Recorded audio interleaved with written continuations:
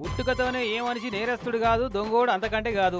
పరిస్థితులు వాళ్ళనట్ల మారుస్తాయనే మాటలు అక్షరాల నిజమని నిరూపించిండమ్మా. జనగాం జిల్లా దేవరొప్పుల మండల కేంద్రంలో ఉన్న ఈ పెట్రోల్ బంక్ కౌంటర్లకి వెళ్ళి 35,000 రూపాయలు కొట్టేసిన ఈ దొంగ ఆయన అదేంది దొంగతనం చేసిన ఎన్కేసుకొస్తున్నట్టు మాట్లాడుతున్నారు అనుకునేరు. పాపం కావాలని చేయలే. ఆటోలో డీజిల్ పోసుకుందామని పెట్రోల్ బంకులకు వచ్చింది ఈ దొంగ లెక్క మారిన ఆటో వాళ్ళ. అప్పటికి టైం 1 గంట దాటింది. ఓ అన్నా డీజిల్ పోస్తా అరే అన్న లే అన్న ఆటోలో డీజిల్ పోయిరన్నా అని క్యాబిన్లో వండుకున్న ఇద్దరు బంక్ సిబ్బందిని 5-6 నిమిషాల దాకా పిలిచిండు.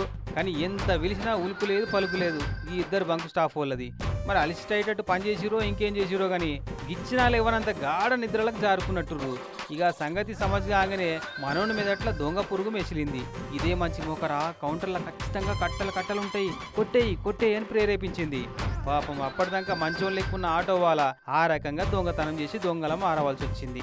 కౌంటర్లకి వెళ్ళి 35,000 కట్ట కొట్టేసిందట.